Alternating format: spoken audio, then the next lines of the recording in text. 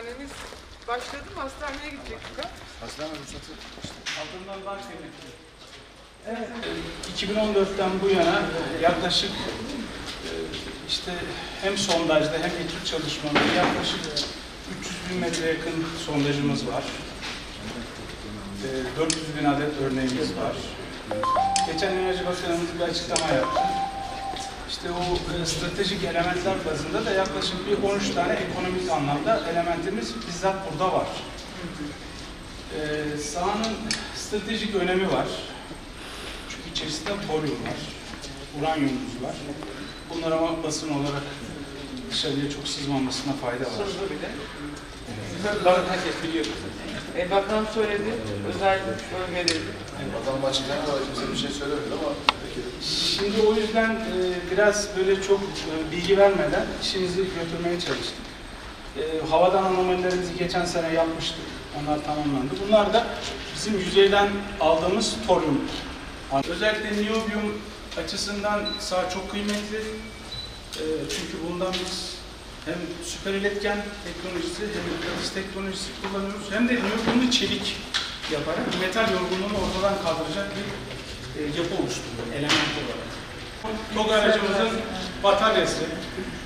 Batarya için önemli bir ham madde. Lityumumuz var.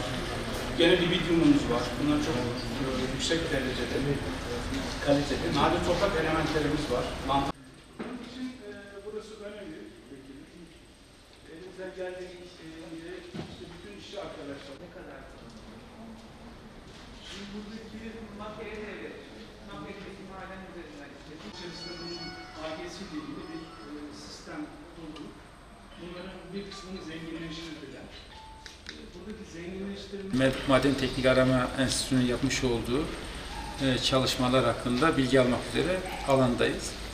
Şimdi bize bilgi veren arkadaşımız, buradaki sorumlu arkadaşımız, buradaki büyük bir alanda çalışma yaptıklarını ve bu kıymetli madenlerin de Maden Teknik Arama Genel Müdürlüğü tarafından analizlerinin yapıldığını, inşallah nasip olursa da yakın tarihte bunların artık endüstriyel bir şekilde kazanımını sağlamak için gayretleri olduğunu ifade ettiler. Tabii bu alanda sadece Kulunçak'taki bu alanda 200 milyon liralık şu an için bir yatırım yapıldığından bahsediyoruz. Bu sadece arama yapmış olduğu masraflar, bu da ülkemizin geleceğe yönelik yapmış olduğu yatırımın ne kadar önemli olduğunu gösteriyor. Türkiye için çok önemli adımların atıldığı, milli ve yerli adımların atıldığı bir dönemde Malatya'da, özellikle Hekiman ve Kulunçak mıntıkasında da çok önemli rezervlerimizle Türkiye gündemine Malatya'da Kulunçak ve Hekiman damga vuruyor. Sayın Cumhurbaşkanımızın liderliğinde Maliye ve Hazine Bakanımız Berat Albayrak'ın Enerji Bakanlığı döneminde başlayan ve şimdi Fatih Dönmez Bakanımızın güçlü iradesiyle Doğu Karadeniz'de çıkarılan doğal gaz bizim için çok önemli ve hem Türkiye'nin ekonomisini güçlendirecek hem de vatandaşımıza direkt yansıyacak bu önemli kazanım bizim ülkemiz adına hepimize çok büyük memnuniyet veriyor. Bu gazdan rahatsızlık duyanlar, bunun aleyhinde konuşanların da millet nezdinde gereği sandıklarda, hesaplarda sorulacağı kanaatindeyim.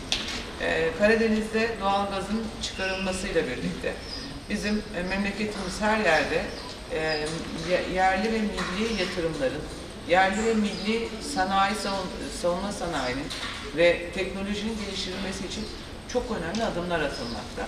Bizim de yeraltı kaynaklarımızın çok zengin olduğunu biliyoruz. Ama bu zenginliğimize şimdi yeni kavuşabiliyoruz.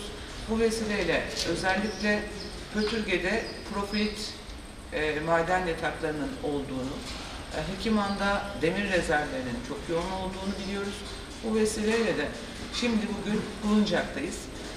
Yaklaşık bir 15 gün evvel Enerji Bakanımız tüm Türkiye'de hatta dünyada çok önemli ağır nadir ve hafif nadir elementlerin yer aldığı çinko, nikel, arsenik, rubidyum, tantal, berilyum, lityum, galyum elementlerinin, toryum elementlerinin içerisinde bulunduğu çok önemli bir mekanın Kulunçak'ta, Türkiye'de bir tek Kulunçak'ta olduğunu söyledi. ve MK Genel Müdürlüğümüzün ve Bölge Müdürlüğümüzün yaklaşık 2015 yılından itibaren yapmış olduğu buluculuğa esas kaynak çalışması rapor haline getirilmiş vaziyette ve bunun içinde yaklaşık 200 milyon civarında bir kaynak ayrılmış ve topraklarımız bu anlamda incelemelere tabi tutulmuştur. Şimdi bu elementlerin bundan sonra ülke ekonomisine, savunma sanayine ve her alanda endüstriyel kazanımlar sağlaması adına Türkiye adına çok önemli bir mekandayız. Fuluncak bu anlamda ekonomisini sadece Fuluncak olarak değil, sadece Malatya olarak değil, sadece Türkiye olarak değil, hatta Kayseri Türkiye olarak değil, dünyada da çok dikkat çekecek bir merkez haline gelecektir. Bu önemli elementler içerisinde de sayamadığımız 40'a yakın farklı elementin olduğunu bir kez daha vurgulamak isterim. Biz Fuluncak'a yatırımlarımızı bir taraftan yaparken bir taraftan da Allah-u Teala'nın bize vermiş olduğu yeraltı zenginliklerini bulmanın mutluluğunu yaşıyoruz.